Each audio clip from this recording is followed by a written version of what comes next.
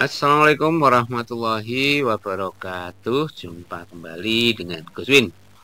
Kali ini Gus Win akan membantu anak-anak ya, anak-anak kalian yang sedang belajar akuntansi. Yuk kita belajar tentang posting buku besar. Jadi posting buku besar adalah bagian dari siklus akuntansi. Kita fokus di akuntansi perusahaan jasa. Jadi siklus akuntansi itu urut-urutannya sebenarnya seperti ini ya. Jadi ada transaksi, kemudian ini alat bantu ya, alat bantu untuk pencatatan transaksi ke dalam jurnal khusus bagi kita yang belum paham tentang jurnal. Kemudian dari jurnal umum kita akan lakukan posting buku besar. Nanti kita fokus di sini ya. Jurnal umum bisa lihat di video sebelumnya atau lihat di link di deskripsi. Kemudian setelah buku besar kita akan susun yang namanya neraca saldo. Terakhir kita akan buat laporan keuangan. Nah, bagi mereka yang sudah hafal tentang jurnal umum ya, bukan hafal artinya terampil, maka proses pencatatan transaksi ke dalam persamaan dasar ini bisa saja diabaikan ya, nggak usah diikuti, langsung aja ke jurnal umum.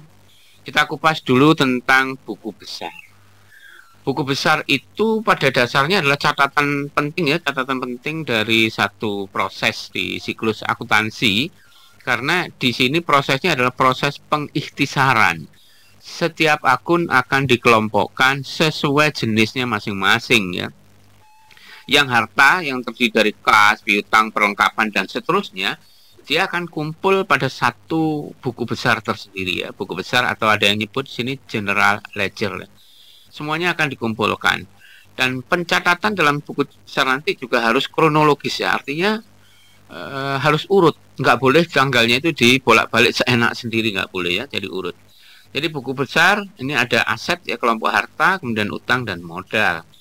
Kemudian tujuan dari pencatatan transaksi dari jurnal umum ke buku besar ini adalah mencatat secara rinci ya setiap transaksi keuangan yang terjadi dalam perusahaan.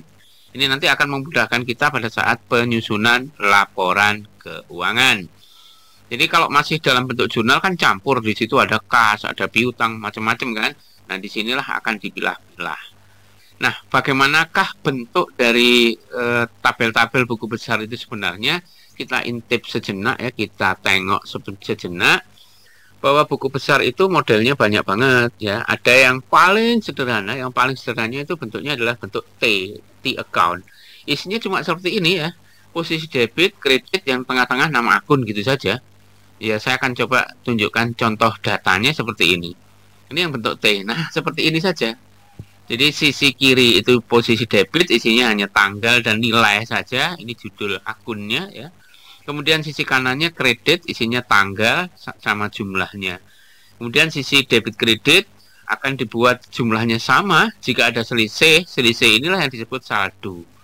Kalau saldonya tercatat pada posisi kredit, ini namanya saldo debit. Artinya yang debit lebih besar daripada yang kredit. Makanya dia ditaruh di sini supaya jumlahnya menjadi imbang. Ini yang bentuk T. Ada juga yang bentuk lain seperti ini, ya. Yang bentuk lain seperti ini ada sisi debit kredit kiri kanannya. Di sini ada kolom tanggal, kolom keterangan, kemudian di sini ada ref. Nah, perlu diperhatikan bahwa ref di jurnal tidak sama dengan ref di buku besar. Ref di jurnal itu isinya adalah kode akun. Kalau ref di buku besar isinya adalah sumber atau lokasi dari data ini dari mana. Nah, di sini tertulis JU1 itu artinya berasal dari buku jurnal umum halaman 1. Kalau datanya banyak bisa jadi di sini ada JU2, JU5 dan seterusnya. Ini yang model 2 kolom ya, sekontru ya, namanya sekontru. Jadi kiri kanan ya. Kiri kanan sama dengan tadi seperti ini, jumlahnya harus sama dan kalau ada kelebihan angka namanya adalah saldo.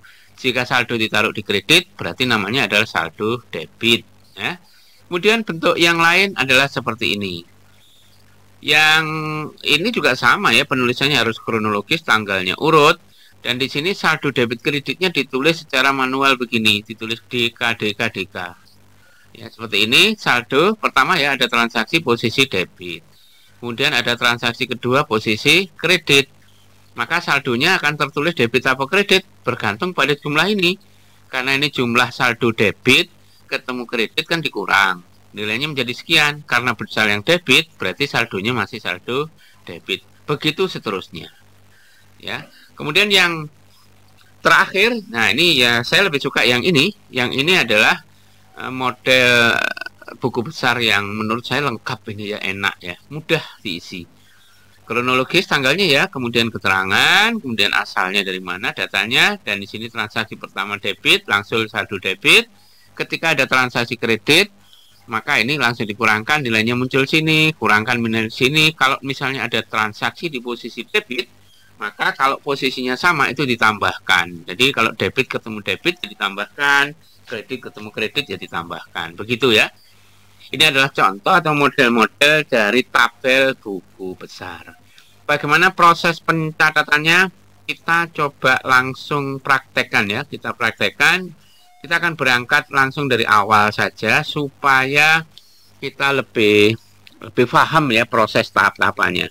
Tapi tidak semua transaksi akan saya bukukan ke jurnal. Saya akan tunjukkan contoh beberapa saja.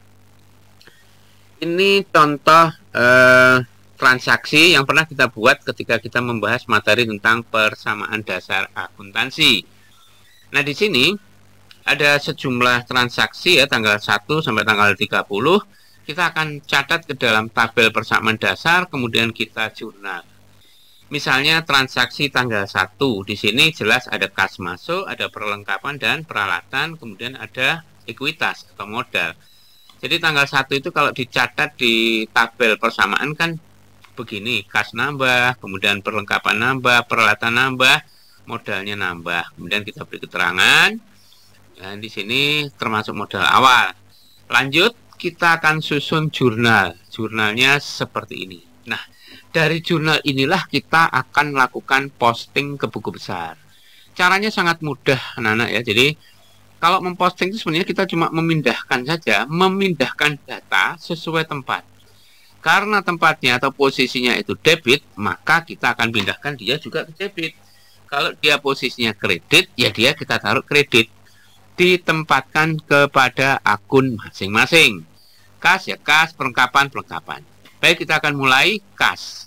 Tanggal 1, kas ini kita akan posisikan di kredit pada buku besar kas. Ya, kita bawa ke buku besar kas di sini.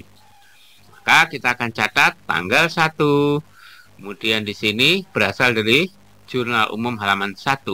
Posisinya debit kita bawa langsung ke sini.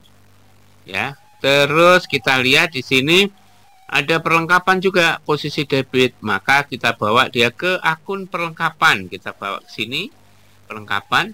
Nah, sini ya, langsung ada di sini. Kemudian kita balik lagi, ada apa nih? Peralatan. Kita posting ke buku besar peralatan tanggal 1. Ada peralatan. Nah, seperti ini saldo debit, ya. Kemudian di sini ada modal. Modal posisinya kredit. Maka kita akan bawa transaksi ke akun modal atau ekuitas. Di sini posisinya ada di kredit. Maka saldonya juga kredit. Nah, angka ini nanti akan dibawa ke neraca saldo. Ini sengaja saya beli warna beda, artinya sudah tidak ada transaksi lagi, ya. Baik, saya akan coba lihat di transaksi yang lain, yaitu tanggal 3. Ini saya tidak lihatkan sini ya, transaksi ini enggak saya buka dulu. Saya akan langsung pada tabel pedas atau persamaan dasarnya. Di sini ada persamaan dasar akuntansi yang mencatat sejumlah transaksi dan di sini kasnya berkurang. Kalau di jurnal kan bentuknya menjadi begini. Perlengkapannya nambah berarti debit, peralatannya nambah berarti debit, kasnya berkurang berarti kredit, dan di sini utangnya nambah berarti kredit, ya kan? Nah, ini kasnya sekarang kita lihat posisinya ada di kredit. Maka pada saat ini diposting ke buku besar, maka kasnya akan dicatat pada posisi kredit. Nah, seperti ini kan? Nah, seperti yang setelah saya katakan tadi, debit ketemu kredit, maka perhitungannya adalah dikurangkan. Jadi ini dikurangi ini. Disinilah posisi saldonya. Jadi saldo debit senilai 123.250.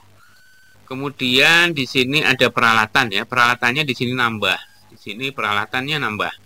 Maka pada akun peralatan di sini nambah seperti ini. Debit ketemu debit, berarti harus ditambah 75 juta dengan ini menjadi sekian. Nah, begitu seterusnya, dan angka-angka ini nanti akan muncul di neraca saldo. Kita akan bahas nanti neraca saldo di video yang akan datang, bagaimana proses pemeriksaan data di neraca saldo, kita sudah benar atau tidak melakukan posting buku besar, nanti akan tampak di neraca saldo, yaitu pada saat neraca saldo debit dan kredit tidak imbang, berarti ada kekeliruan kita di dalam proses posting ke dalam buku besar. Itu saja yang bisa saya bagikan ya, saya berikan ke anak-anak untuk posting buku besar, dan kalian bisa belajar kembali tentang jurnal dan seterusnya. Yang paling penting menurut saya untuk melancarkan pemahaman akuntansi itu kuasai dulu tentang proses pencatatan jurnalnya. Itu yang paling penting. Jadi dalam siklus akuntansi ini yang paling vital menurut saya di sini. Kalau kita sudah lancar membuat jurnal, maka yang lain nanti mudah, karena yang lain itu hitung-hitungan biasa. Yang di sini yang perlu. Karena jurnal nanti juga masih banyak macam ya, ada jurnal macam-macam ya. Ini baru jurnal umum. Dukung terus channel Guswin. Bagi yang baru menemukan channel Guswin, bantu untuk memberikan subscribe, share ke teman-teman kalian. Dan bagi yang sudah lama bergabung dengan Guswin, tetap berikan dukungan dengan memberikan like dan komentar. Kritik, saran di komentar sangat membantu saya untuk meningkatkan konten-konten yang akan datang. Sampai ketemu di video yang akan datang. Assalamualaikum warahmatullahi wabarakatuh.